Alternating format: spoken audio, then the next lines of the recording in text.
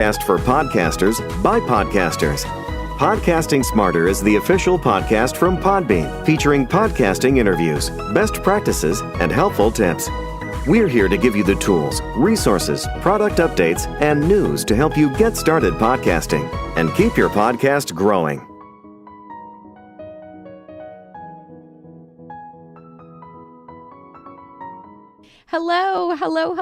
Hello, everyone. My name is Norma Jean Belinkie. I'm the head of events here at Podbean, and we are so excited you're joining us here today. We have an incredible event for you with the RNLI, which is the Royal Naval Lifeboat Institution. And we've got some really fun guests to talk to you about the RNLI and the really amazing podcast that they've created. So I'm going to read our brief intro, and then we'll get started. Welcome back, everyone, to Podcasting Smarter and our March live event, The Power of Branded Podcasts, Lifesaving Stories with the RNLI, where we're hearing all about the branded podcast featuring 200 voices from the Royal Naval Lifeboat Institution, created to commemorate the RNLI's 200th year anniversary. We're joined today by Rory Stamp, the RNLI's Strategic Content Manager, and Dan Holland, Director of Adventurous Audio, who's worked to produce the show. For those of you who may be joining us for the first time, Podcasting Smarter has live stream sessions just like this one with top podcasters and industry experts. We also have exclusive recorded episodes on the Podcasting Smarter podcast.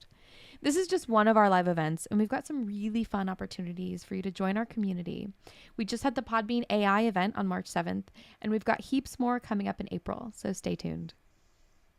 Podcasting Smarter is brought to you by Podbean. We're a podcast hosting and monetizing platform and home to over 640,000 podcasts. To start your podcast, head over to podbean.com today. And now we'll get started. Hi, Rory. Hi, Dan. I'm so excited to chat with you both today. And we're going to talk about 200 Voices, the podcast, which I'm so excited about. But for everybody out there who's watching from the States or globally, the RNLI is a very specific use case within the UK about how lifeboats are deployed via a charitable organization. So, Rory, first of all, it's the 200th anniversary of the RNLI. Can you just briefly tell us a little bit about the organization? And then I want to play the trailer of the show, just so everybody gets a little bit of a taste of what the podcast is and what the organization does. Yeah, sure. The RNLI's birthday was actually on the 4th of March, and it was the 200th anniversary of the charity. And one thing, well, lots of things have stayed true, but the most important thing is that throughout that time there have been volunteers willing to launch lifeboats to the rescue of people they've never met. And that was the vision of the charity, to save lives at sea, using donations. So all that time it stayed independent from government. And right until today there's still volunteers around the UK and Ireland ready to launch lifeboats to the rescue. But in that time the charity's evolved to do so much more and save so many more lives in so many more ways.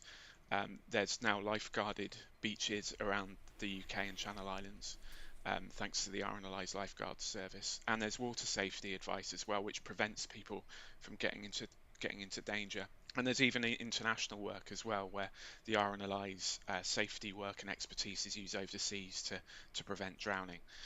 So that's a huge milestone at 200 years. And so we wanted to make sure that we marked it, we celebrated, commemorated it, but also inspired people to support the RNLI into our third century. Yeah, absolutely. And I think it's something where, when we're talking about an organization that's been around for 200 years, right? How do you capture that? And we're going to talk about that. Don't worry. But I think podcasting is the answer, right? There's so many people that are a part of the organization whose stories are impactful.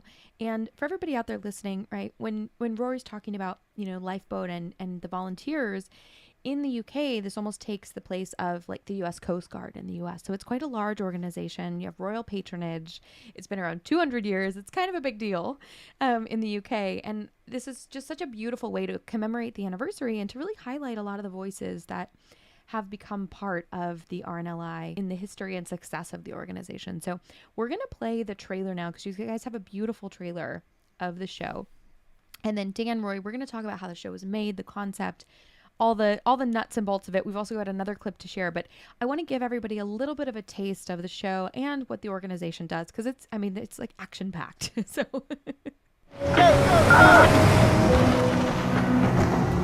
launch into a podcast like no other. a podcast that will take you through true tales of courage around and across our coasts. We didn't really know initially what we were going out to. Brave voices. They wrapped her in a blanket and they took care of her to that level. Talented voices. You know, a retrospective fear of some of the risks that we took because I didn't know how powerful the sea was. Like this and we're going off. Now, you could say, you're mad, go in. And the rest is history, really. Voices of gratitude. I was saved, my life was saved by the RNLI. Voices that are forming our life-saving future.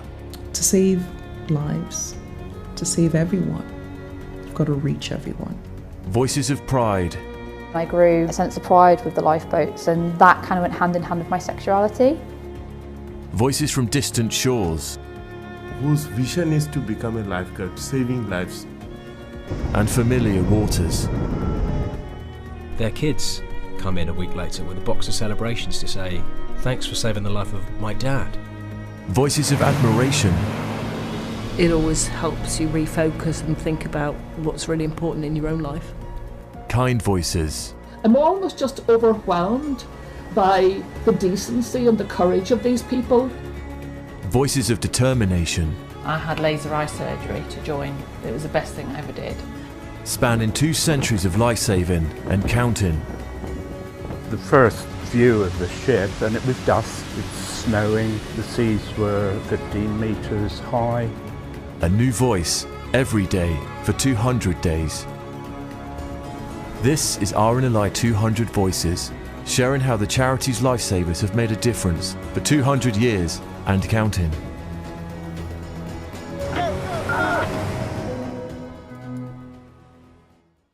So as you can see, it's a really action-packed podcast. So for everybody out there, that's really what the RNLI does, right?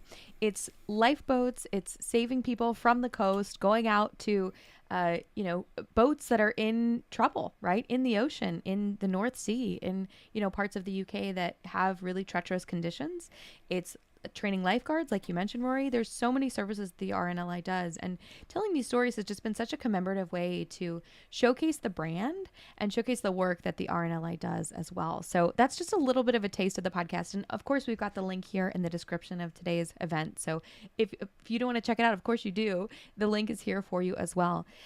So let's dive into our conversation today. So Dan, Rory, I think this is for both of you. In terms of the art of storytelling and how 200 Voices has played a role in celebrating the 200th anniversary of the RNLI, how has sharing the stories of real people who volunteered with RNLI been received by the community of people in the UK and people who support the charity, people who want to learn about it as well? I was actually going to invite Dan to go first because there's something that everyone should know about Dan, and that is that as well as being a professional podcast producer and former BBC radio producer, he is also a former lifeboat volunteer. So that's been incredible for the RNLI to have someone who not only has that production expertise, but someone who has lived and breathed saving people's lives at sea. So I was going to invite Dan to talk here actually because he is part of the lifeboating community in Scotland. That's incredibly kind of you, Rory. Thank you very much indeed. I think the anecdotal response that as a producer I've had back from the people who have taken part in 200 Voices, and I've had almost 200 conversations about lifeboating with people around the coast of the UK and Ireland, and some around the world as well. Some of the stories have come from the RNLI's archive, but when I've sat down with people in this sort of forum and had a conversation with them about how the RNLI has changed or affected their lives, how has it enhanced their life or their families, or how have they been able to have a family that at one moment in time they never thought they would be able to have, or the mother who has her children back, who she saw their hands slowly sinking underneath the surface of the water until the lifeboat came round the point and it pulled her children out from the water. When you have that storytelling that is that powerful, told in the first person, in someone's own words, I defy anyone, really, to say that that is incredibly powerful. So the RNLI is about its people. And I'm going to let Rory could talk more about the RNLI as a brand, but it's about people. And for me as a storyteller, this podcast is about the people. And it's about the community of the RNLI. And it's about how it brings people together, sometimes collectively as a community, be that the fundraisers who work incredibly hard to fund the RNLI. But also it's people who you've never met. It's complete strangers who meet for one moment in time, either on a beach or out at sea or wherever. And that interaction between the RNLI and the public might be their supporters even, is a moment in time that imprints on those people for the rest of their life. And that's what 200 Voices does. It shows it tells the story of how the RNLI has changed people's lives. For the past 200 years, today, how it is doing it, on average, to the best of my knowledge, there are about 23, Rory, correct me if I'm wrong, 23 lives saved on average per day around the coast of the UK and Ireland by the RNLI. And that goes on day in, day out, 365 days a year. And so 200 Voices as a storytelling project is a way to mark and celebrate that. Rory? I couldn't put it better myself. I think all I'd add is that, as well as anecdotally, a couple of examples. We have fundraisers who work next to the sea, asking people if they'd like to support the RNLI. And on one occasion, there was a man, I think he was waiting for his family to finish a surfing session or swimming or something. And one of the fundraisers said, while you're waiting, would you like to listen to this? And he listened to an episode of the podcast and then in his car, and then came back and joined as an RNLI member and made a donation. Another example, Dan will probably tell better than me, involves one of our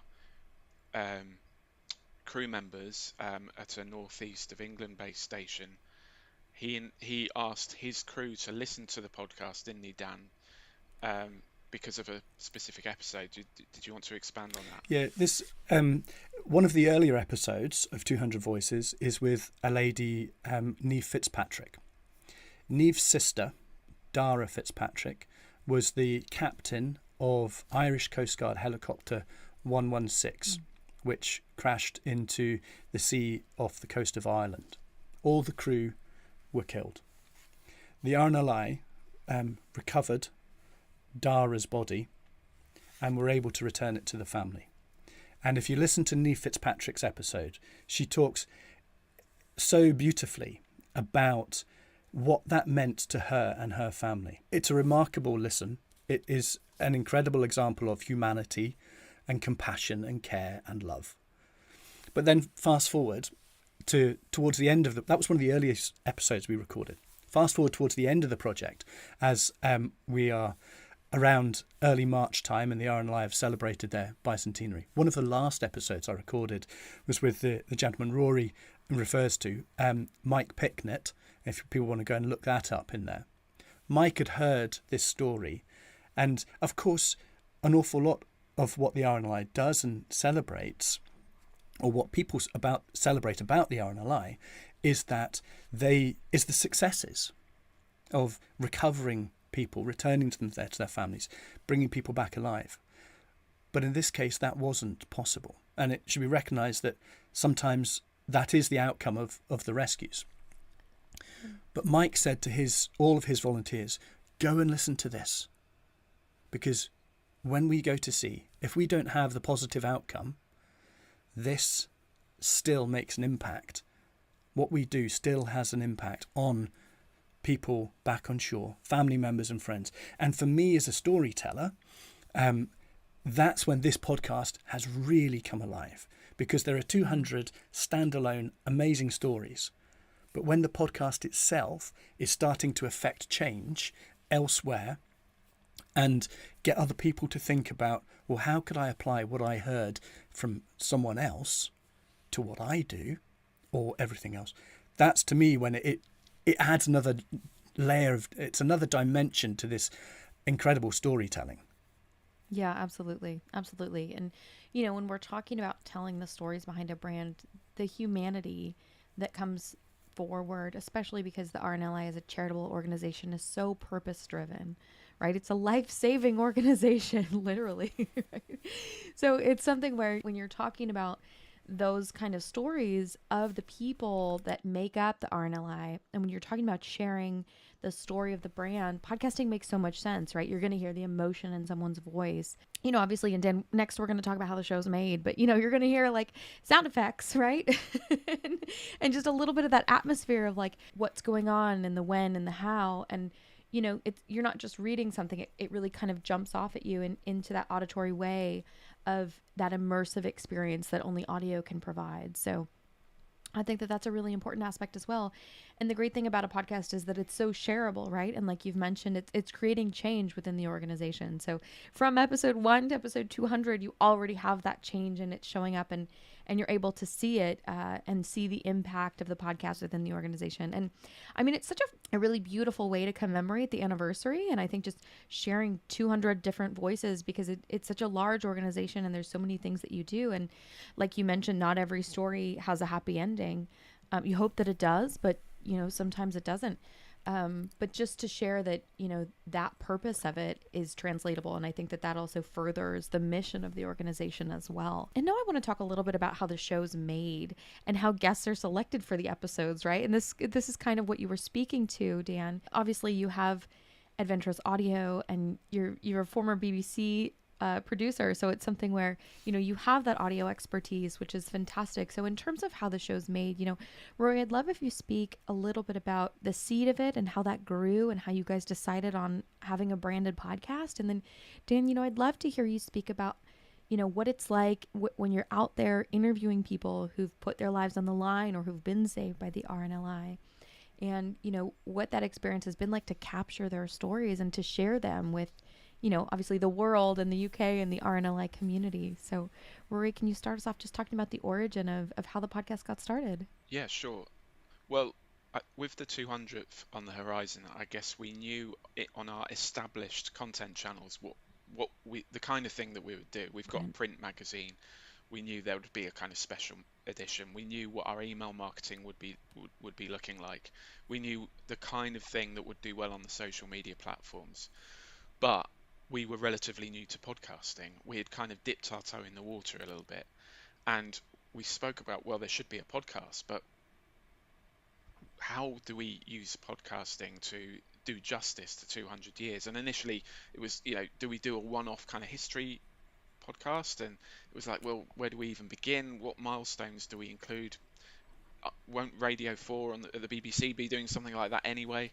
Then it was talking about well, maybe we could dive into specific milestones and that's an episode. But where we had dipped our toe into the water with podcasting, we knew that people were listening to kind of single voice podcasts and deep diving into one character and that character's story. So we were like, well, the best way to get the breadth of the history, but also we want to celebrate who we are today. We want to inspire the future. What if we had lots of different representatives of those stories and those milestones and those activities? Okay, yeah, that's great. But how many do we do? And then someone said, well, 200 years, it's got to be 200 voices. And we all sort of took a deep breath and said, okay, let's see if we can do it. And two things really. In terms of selecting them, we knew there were some must-haves. The people that were having this discussion, quite a few of us have been at the RNLI for some time, so I knew quite a bit about the RNLI's history, but also where the charity was going and some of the characters around that. So we had we were able to get a shortlist, and then from there we did a continuous audit of, okay, is this representative of the different locations around the island and the UK? Is this representative of different roles? Is this representative of the key milestones in history, but also where the RNLI is going? But then in order to achieve that, we had to have a formula. We had to have a way of I don't know if people watching have a master chef Oh in their yeah, countries, yeah. but it's an analogy I often use because, yeah, there's been so many series, and each series has so many episodes, and yet each one feels different because you're pouring different characters and recipes into each one, but it's got a brilliant formula that means you can keep making them and making them good. But we did need production expertise, and there isn't someone sat at the RNLI waiting to be asked to make a 200 episode podcast, podcast, right? Yeah, exactly. Just in case we've got this guy, hiding in the corner. Yeah. No. Yeah, and we're a charity, and we have to squeeze the value out of every kind of investment that we make into gathering content. But we did need that expertise, and that's why we were so lucky with Dan. And over to you, Dan, because you had great ideas about how we could make this a reality. Indeed, and I remember very clearly one of the first conversations we had about this when Rory and his colleagues talked about the project to myself and my business partner Penny Latin Stewart at Adventurous Audio, and they said, we've got this idea, we're going to do 200 episodes. And I kind of sat in my back in my chair and went, oh wow, right, amazing, right. Ambitious, but amazing. Big undertaking, but big anniversary, right? And absolutely. And as Rory and the team started to talk about it, in the way that Rory just has done, immediately I could hear this audio project coming alive in my head. I could hear the stories, I could hear the voices, I could hear the waves of emotion that we were going to experience throughout these episodes. Once Rory and the team had their must-haves, and because of my background experience, I had lots of people who I knew of through my years, and I said, well, what about this person? What about that person? And so the list was always evolving. They probably went, oh, not another one from Dan knows. But when it came to the actual production, from my point of view, everyone had to have a story. Then there needed to be a story there. So from a branded perspective, there might be someone who was a pivotal moment in part of the RNLI's structure or history or community or one of their formative pillars, but we needed to make sure there was a story around that person. And so there was a bit of work to make sure we had those stories, because once we had the story, then from my point of view, being able to sit down and have a conversation with these people. And what I did always was say, this is a conversation. This is not an interview. This is not don't think of this as a formal interview. By the way, I used to be a volunteer. So this is a conversation between volunteers. And straight away, you could see people relax. You could see people were at ease. It put us on a level that was straight away, we were talking at the same level. They knew I understood where they were coming from, and vice versa. And then it was, it was just a privilege. If I'm really honest, Norma Jean, it was such a privilege to be able to sit down and talk. A lot of these conversations were done remotely, because the RNLI and us at Adventurous Audio have to think about sustainability and our carbon footprint when we're coming to production. So we had to find a way where we could do 200 episodes without an environmental impact, a significant environmental impact. So most of it's been done remotely. We sat down and we just had a conversation. And, as a producer yourself, when a conversation starts to come alive, when it starts to glow, and you can see someone is relaxed and they're trustworthy. If someone can trust you in a conversation, they give you more and more. And so some of these conversations, Rory's initial brief was, we're looking for something that's about 10 minutes long. Some of my conversations might have been about 30, 40, 50 minutes long. And then that left me in the position to try and edit down into the gold to try and tell the story. But those long form conversations are still there, and perhaps we might come on and talk about how they might be used in the future. But I would say when you were asking about the production of it, it's humbling that somebody would sit down and tell their story. Once we had the audio story, then it was just a matter of case of using the building blocks. We commissioned some music from a composer, John Nichols, here in the UK. John's an award-winning composer who does work for the BBC, for Audible, and many audio dramas as well. And his brief was, we need something that will tell the story of a rescue in the music. It needs to have different pacing.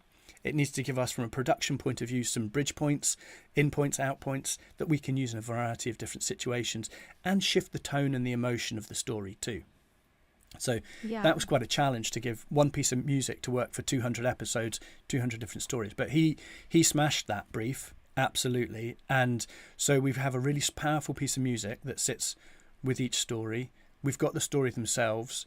We've got the focus of how has the RNLI changed, affected somebody's life. And there you are. That's your key ingredients that Rory talked about for the MasterChef analogy. I just had to do the recipe.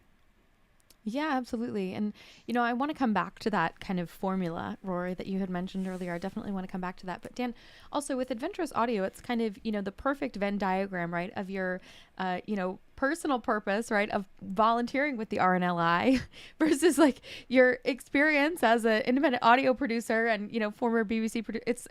It's all kind of one. So it sounds like it was really kind of one of those projects where like all of your experience is kind of led up to this, right? Absolutely. I put my hand on my heart. Adventurous Audio is quite a young company. We're just over 3 years old. We started in the middle of the pandemic.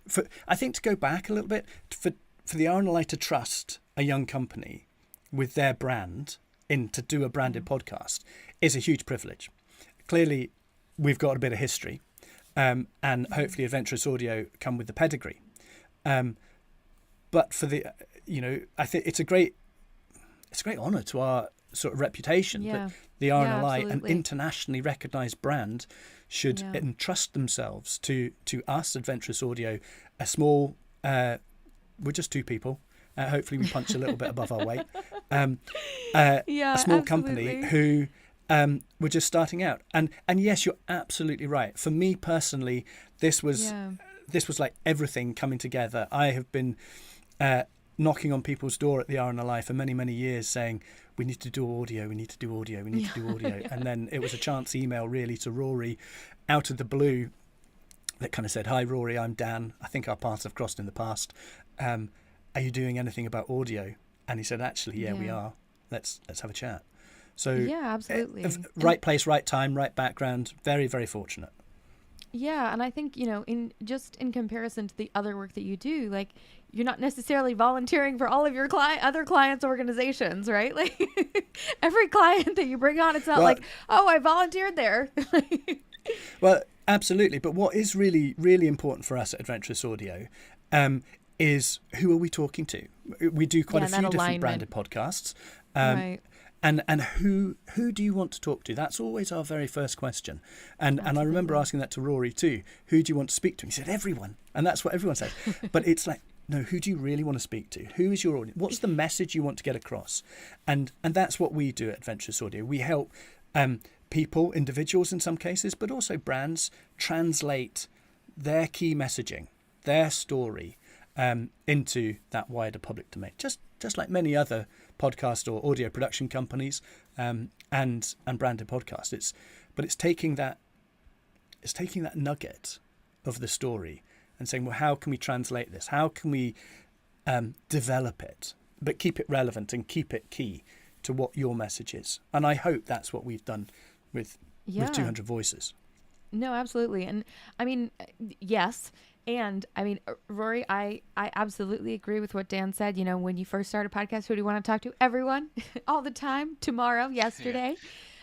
Because podcasting is such an exciting medium, and it's something where people are going to listen on the go. For everybody who's even on location, right? Like you guys had mentioned at the beginning of our conversation today, somebody out in the field was able to introduce the podcast there on the spot. So that's what's so great about podcasting. And I think we all know that when you find a great podcast, you share it. You're excited. You're like, oh my gosh, you have to hear this. It's so amazing. And, aligned with that purpose that RNLI has, I want to ask you in terms of the formula that you guys ended up going with. And I think, Dan, you had spoken about this a little bit, especially with the music that you guys had composed for the podcast. And of course, for brands, there's so many different ways to have that auditory signature in terms of your music. And, of course, there's free music out there, but I think if your brand can't afford it, it's something that really does make the difference, because you'll be able to use it across platforms. And we can talk about more in regard to music later, but it really creates that auditory signature, right? You can use it throughout your social strategy. You can use it throughout any videos you have, for the duration of, the life of the brand, which for RNLI has already been 200 years. But having that auditory signature, having that custom music I just quickly wanted to say that's, an incredible feat. But Rory, in terms of that formula, what have you seen in terms of, if you can break it down even a little bit more, what have you seen in terms of the structure that you guys created? And obviously there is the freedom within that structure and the different personalities and the different experiences and like Dan was saying, the different stories. But in terms of that structure, you have, obviously the music, the beautiful music, right? But what else have you guys utilized in terms of the structure you created for each episode to create this, real library of 200 different voices and episodes for the anniversary? Well, there's something I meant to mention earlier, actually, and that is that Dan and Penny had this great idea of promoting other episodes at the end of each episode by hearing a reading from someone, and we often use someone who's quite high profile. And to your point about who's the audience, everyone, it's the worst brief you can give anyone in content or marketing, isn't it? And I'm normally normally the last person to enjoy that kind of requirement, reach everyone please. But one of our ways of hoping to do that was by having some episodes that were from some names that people would recognize outside of the RNLI. So for example, Timothy Spall, who perhaps best known internationally as an actor in Harry Potter, or Ruth Jones, who together with James Corden wrote and performed in a hit UK show called Gavin and Stacey. A variety of people, a guy called Mark Pusey, who's a volunteer in central London for the RNLI, where our busiest lifeboat stations are, actually, believe it or not, on the Thames. But when he's not doing that, he's drumming for Ed Sheeran on tour. So being able to have those people do these kind of back annotations in the episode and say, you're listening to 200 Voices collection, my name is Timothy Spall, for more great stories go to, that has been a brilliant part of the structure, because if you come in to the podcast relatively cold and you hear one episode, you might be forgiven without exploring it for thinking that you're going to get a very similar set of stories. And a great way of showing that the huge breadth and variety of this series was that right at the end of the podcast you often hear a very different voice from someone who's got a very different role, and perhaps someone that you have heard of, that expands your mind about what you're going to get across these 200 episodes. So the structure, a sound ident that we created at the start that we're using across our socials as well. The music, normally a hook, like every great podcast, you get a little grab of gold from the person. Music swells, you get a bit of an intro or the beginning of the story. It has a great beginning, middle and end. It uses the soundtrack brilliantly, because the soundtrack has a beginning, middle and end. It sounds like a rescue. All is calm. There's drama, there's jeopardy in the middle, and then there's a happy ending. And that tends to be the narrative arc of the episode, notwithstanding some of the very sad and in some cases funny episodes that we've had, actually. Yeah, absolutely. And I love what you said about that arc of a rescue. I think that really translates as well. And just the intention put into the show is really incredible. And, for everybody out there who is working on a branded podcast, considering a branded podcast, it's something where there's so many different ways you can really creatively express the brand's identity through a podcast, right? And I love what you said there as well. And especially, with tying in the stories of the RNLI with these familiar voices, I think when something is tied into something else that from the world, right? Like a public figure or a place or a specific event, people can really bring that into their awareness in a different way. It really brings those stories into view, I think, in a different way for everybody listening, right? It's not just niche. It's not just stories of rescue. It's not just maybe this one episode, but it's we're a community. This is what our organization does, and you're part of it by listening. And this, very well-known public figure is also part of it. And it kind of creates that feeling of oneness as well. And in terms of synergy, I also want to chat a little bit about how you've utilized the podcast in terms of integrating 200 Voices into the RNLI's broader marketing strategy for the 200th year anniversary of the organization. Well, the overall strategy in terms of content for our 200th was to commemorate, celebrate, and inspire, which is looking back at our past and, you know, recognizing that and thanking everyone that's made it possible for the RNLI to stay afloat for 200 years, celebrate who we are today, you know, the fact that there's all these amazing different ways that we save lives and we're a sort of modern world-class life-saving service, but also inspire the future. So we knew that the podcast needed to be amongst many other channels doing those things.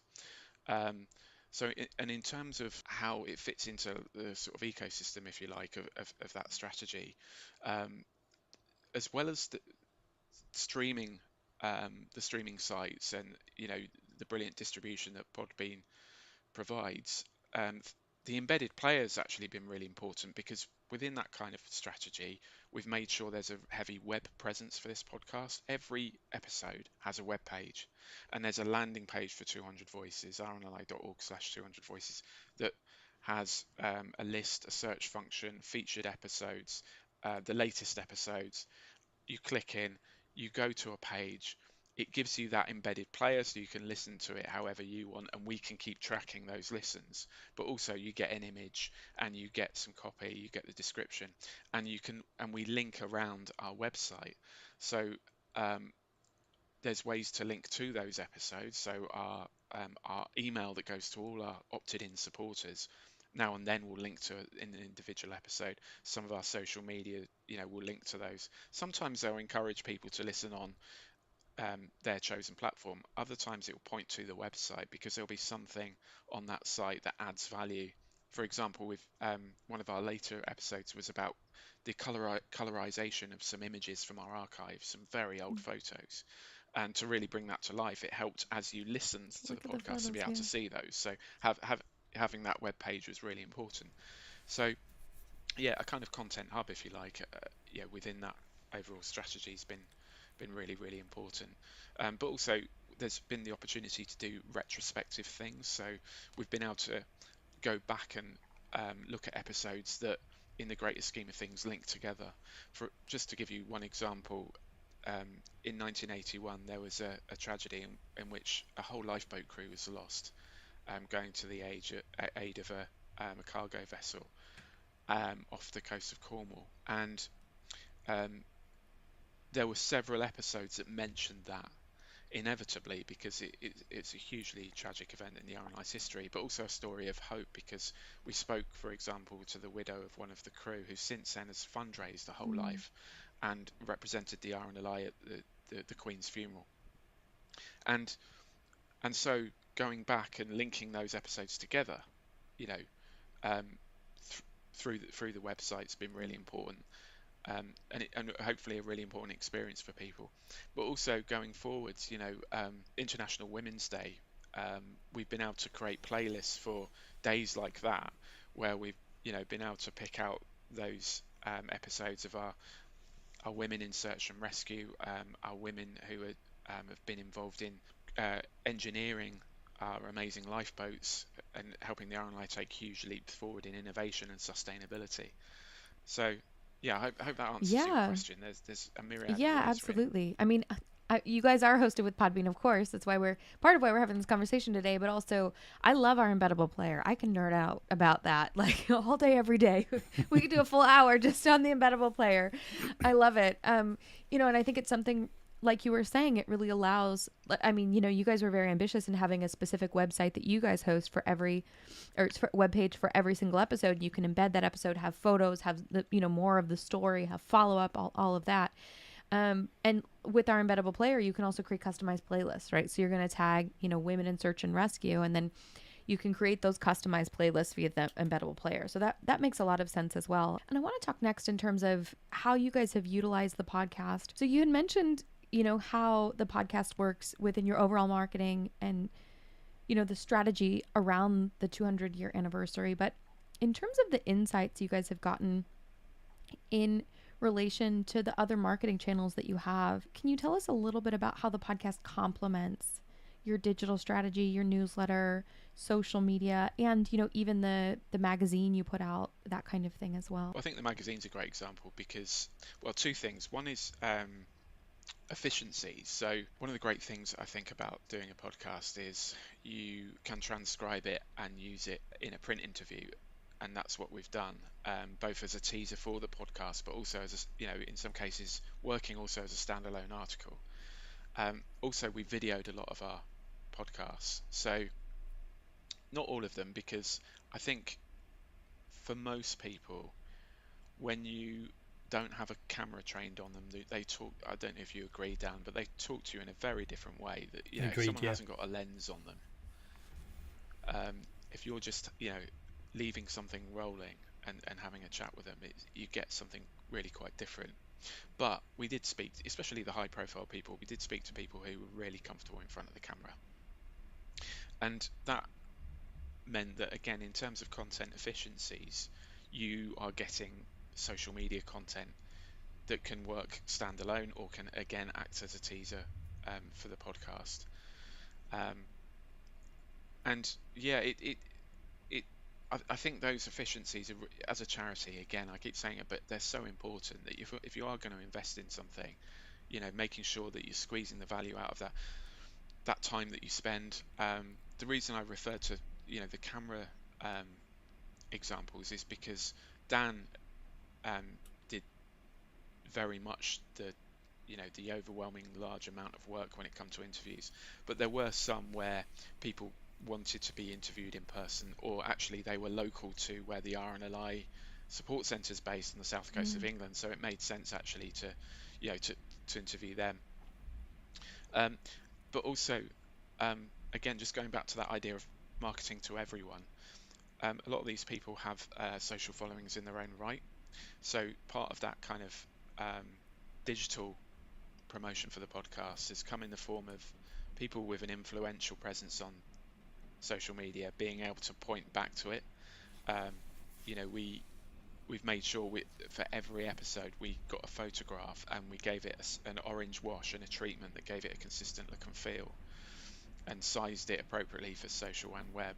And that just meant that we could provide those for people and they could use it. And there's a novelist in the UK called Anne Cleeves who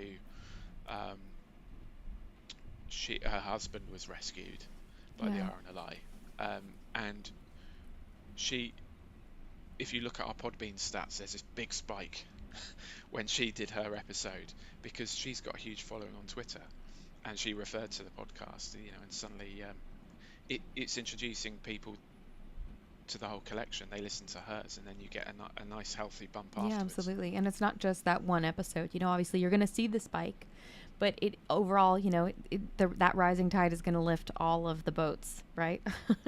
All of the boats of your episodes.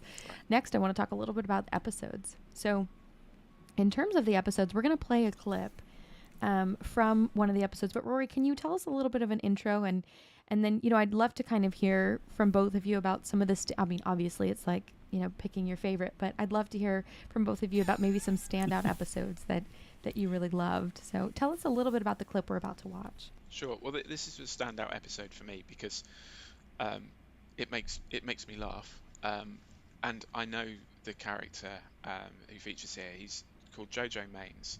And as you said at the start, Norma Jean, the RNLI is really quite different from the US Coast Guard. And Jojo Mains was a US Coast Guard. And whereas the RNLI's volunteers are focused on saving lives at sea and training for that and navigating and controlling lifeboats, obviously the remit of a US Coast Guard can be much broader than that, and you know, it involves training and skills more akin to the military in the UK at least. So here's a guy from that background who hears about an exchange program in the UK in which he could go and join the RNLI for a while. So yeah, I hope you enjoy it. And then a couple months later, I get a phone call and it's an interview. And I'm like, interview for what? because I had forgotten all about it. And they said to go on the exchange program to the United Kingdom. So, why do you want to represent the U.S. Coast Guard in England? And I was like, oh, gosh. So I said something like, because I think it would be cool.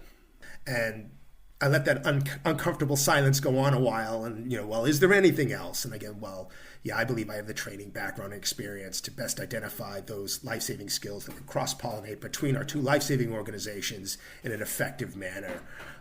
But the real reason is cool. Come on, they've got bowler hats. They got pie with meat in it. I mean, there's all these lovely cultural things. It'd be fantastic. They got castles. We don't have castles. We have White Castle, but it's not a castle. So anyway, well, I get a phone call later, and they're like, yeah, you're our guy. We're sending you. So as you can see, that's a really fun example, right? and Rory, I think it's definitely fun to see, JoJo's experience, because first of all, it is cool, number one, but number two, I think it really humanizes somebody's experience of seeing something from the outside and then becoming an insider as well. And I think sometimes when you're from the outside of an organization or a country, right, you can see things a little bit more clearly. And then once you're there, you kind of adapt and you see things from the inside out instead of the outside in. So, yeah. Yeah, and it was great having an American accent as one of the voices as well. We've got a huge range of accents around the UK and Ireland that are really well represented. But to have someone from the States as well was excellent. Yeah, absolutely. And the whole episode is fantastic, so I definitely recommend. We'll have it linked here in the event today. Dan, what have been some of your favorite episodes? Do you know, I've been asked this question a few times now, and it's probably the hardest question of the whole series. And no, don't take that in the wrong way, Norma Jean. It's probably because I think it's too easy to say every episode is incredible, but I think across the whole church of the 200 Voices, you've got everything from young children who have used the really important float to live message, float like a starfish, when they get into difficulty into water, or young children who have told their friends who are in difficulty to float like a starfish, right through to in this case we've got two of the only three surviving RNLI gold medalists. That's the highest award for recognition for gallantry or bravery that the RNLI can award, and there's only three of those people living at the moment. We've got two of them in this collection, so it's the whole spectrum and everything in between. I think for me personally, coming from a storytelling background, but also coming from my volunteering background, there are people in this collection who have volunteered for decades and decades themselves. I only volunteered for 14 years. But one that really struck with me was at a time where I was able to tell one of my best friend's stories. And this is an episode with Doug Grant. Doug, when I first volunteered for the RNLI, Doug was already a volunteer. Doug taught me how to be a lifeboat person. My first time I went to sea on a lifeboat, Doug took me to sea. And that is a friendship and a bond and a relationship that has continued. But why Doug? Because Doug's family is a multi-generational family who have volunteered and supported the RNLI. His great-grandfather was the coxswain at Selsey Lifeboat Station on the south coast of England. His father followed in their footsteps and became the coxswain years later. Doug grew up as a young lad around the lifeboat station. He got out of school, jumped on his bike, and he was down the lifeboat station. When his dad's pager went off, or the maroons, which was the old way the lifeboat crews were called out, sort of pyrotechnics sent up to explode, he would chase his dad down there. In time, Doug became a volunteer. When he and moved up to the Highlands of Scotland, which is where I'm based now, I met him. In time, Doug had his own children, and one of them is now a mechanic up at the Wick lifeboat station on the very north coast of Scotland by the Pentland Firth between the mainland and the Orkney Islands. The Grant family between them have volunteered continuously for 124 years. 124 years. Wild. Between four Wild. generations of people. And there are other stories like that too. But that was a very close friend. So being able to tell my friend's story in the bigger picture, for the RNLI to trust us, me, to tell this story, for it to sit within that, is a great privilege. But you asked me to pick 1 out of 200. I could give you tomorrow. I could give you another one. There are. Absolutely. I think I'll be honest. They kind of become part of you at some point. But I think being able to tell the story of the legacy of a friend who whose family has been volunteering for contiguous for 124 years. That really stands out, especially as it's somebody like you mentioned is the first person to take you out in a lifeboat and train you as a volunteer. And now I understand why you said only 14 years. I was like, only, and I'm like, oh yeah, no, you're 110 years short. Sorry.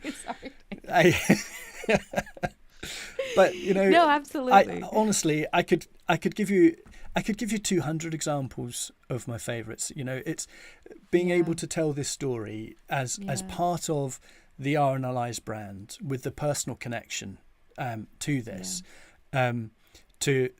as part of what is going to be, let's face it, a national celebration around the UK and Ireland, to be a part of that branded story that tells some of the greatest examples of humanity and compassion, and to put that into audio storytelling for a producer, it's just wonderful. Words don't really describe it. No, to be absolutely. And with you. I think, it's one of those things where everybody's story is going to resonate with everyone, and everybody's going to have a story that stays with them. Right. So it's definitely, or more than one, or all of them. But I think, there's those ones that kind of stick with you and that you go back to and that you remember. And so, also, in terms of that remembrance, it really brings people into that relationship with the brand, right? And I don't mean to keep bringing it back to the brand, but it's also something where this is what the organization does, and it reminds people again of the purpose and why people volunteer and why people donate and why people show up, and why it's important, right, on so many levels. So I think that the podcast really helps translate that through the power of story. And through the power of, service in your circumstance, of your favorite episode, Dan, or, Rory, in terms of yours, in terms of the power of adventure, right? I think it's something where there's going to be one facet or value of the brand that's showcased through each episode that really sticks with people and reminds them, why the organization's important and what's great about it. And at Podbean, we feel the same way about branded podcasting. It's about showcasing those values of your brand. And Rory, you had said this before, but I didn't come back to it. And I know this is kind of pivoting a little bit, but in terms of, being able to tell that story in a way where, everybody can receive it and hear it or read it or absorb it, the way that they can, to understand what the organization does, to understand the history, to understand the values of the RNLI. It's really interesting to hear, right? Like Dan was saying, in terms of that episode of that contiguous family service to the RNLI for 124 years, right? When we're looking at something like that, right? Sometimes when somebody hears 124, they think, wow, 124. And sometimes they need to see it written down, right? They need to see 124. And I think it's the way that different people absorb information and understand the brand, understand the value. And some people are visual learners, some people are auditory learners. And the great thing about podcasting, which we've talked about today, is, the fact that the emotion and the tone of people's voices and, the intonation and the details of their story come across differently and come across in a very unique way as well. So in terms of some of the most effective techniques, I really love that you had said that earlier, and I didn't speak to that, but, in terms of also, I want to lastly speak to you both about, the success of the podcast, which we had talked about kind of anecdotally, but in terms of the success of 200 Voices and how it's contributed to the history of the brand, can you both speak a little bit to that in terms of, because it like you were saying, Rory, in terms of the embeddable player and having this content as really an evergreen library of voices, of the stories. I'd love for you to speak about how it's, really helping share the history of the organization and contribute to it. Yeah, of course. I think there's three things really. One is there's that daily excitement and delivery of having 200 episodes going from August 2023 to March 2024. Then there's the fact that beyond that, we've just had our anniversary and there's so much attention on the RNLI as a result. It's our second bite of the cherry for people to then delve into this collection. And also there are things like national days that happened when the podcast wasn't being shared that give us an opportunity to then point back to it. World Drowning Prevention Day is in July, so we can point to a playlist there that we wouldn't have been able to do the previous year. So there's that second opportunity, with the renewed interest in the RNLI on its 200th. So that's the second thing. The third thing is the oral history. The stuff we will have for hundreds of years to come. And Dan speaks very well about this. He was talking to me yesterday about it. He said something I hadn't thought of, that previously our audio archive was on tape. So all these old recordings need a lot of cleaning up and are in a bit of a state. But Dan, you were saying, weren't you, about how powerful it is that we've now got this digitized audio collection for the RNLI's archive. Absolutely. These audio stories are there now in perpetuity, in long form, with every tear that was shed, every bit of emotion that was told in all these stories, every smile, every laugh, every kind of virtual remote hug that was told in these stories is now secure and safe in a digital audio format, and can sit into the RNLI's archive, which is an absolute treasure trove of storytelling in its own right. But unlike photographs of old that Rory mentioned have been recolorized for the bicentenary, or old articles that might have been handwritten that you need to try and transcribe or reread, handwriting from 70 years ago, 100 years ago even, to be able to preserve somebody's voice is very, very different, because a voice is so special, it's so individual. Our voices are as unique as our fingerprints, and so to have that preserved in a format that won't degrade, that won't evolve, it's just there, you just got to go and listen to it, I think is very, very special. And for me, as a producer, that I think is one of the measures of success. I think stepping away from the branded corporate side of the RNLI, the measure of success for 200 Voices is the number of people who stop you or go, I heard that, what an incredible story, or I listened to this person, I never knew that about them, or those are some of the elements, away from the facts, the figures, the branded side of things, where you can touch humanity. And as a podcast producer, if you can do that in telling a story, and hopefully we've done that by bringing the RNLI with that story and all the weight of the RNLI behind it, for me, that's a measure of success. Yeah, absolutely. Kind of that, humanity meeting humanity is such an important, especially that, that's the value of the organization, right? So it really is on brand when you think about it.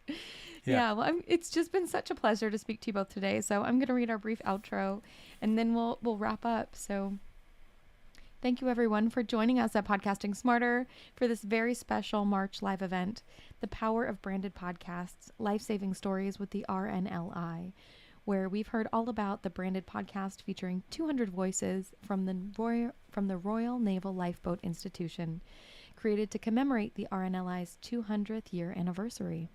We were joined today by Rory Stamp, the RNLI's Strategic Content Manager, and Dan Holland, the Director of Adventurous Audio, who worked to produce the show. For those of you who may be joining us for the first time, Podcasting Smarter has live stream sessions with top podcasters and industry experts. We also have exclusive recorded episodes on the Podcasting Smarter podcast, so make sure to check that out. And if you joined late today or you want to have another listen to this conversation, you can replay today's live event on Podbean's YouTube channel, and we'll have excerpts on our Podcasting Smarter podcast. This is just one of our live events, and we've got some really fun opportunities for you to join our community. We've just had the Podbean AI event on March 7th, so it's an incredible new feature here at Podbean. AI is the future. We're living in the future, so make sure you go back and check that out. And we have heaps more coming up in April, so stay tuned. Podcasting Smarter is brought to you by Podbean. We're a podcast hosting and monetizing platform and home to over 640,000 podcasts. To start your podcast, head over to podbean.com today. And of course, if you ever have any questions, you can email us at podcastingsmarter@podbean.com. Thank you so much for joining us, and stay tuned for more podcasting tips and best practices in the upcoming months. And thank you again, Rory and Dan, for joining us. Thanks so much, and happy podcasting, everyone.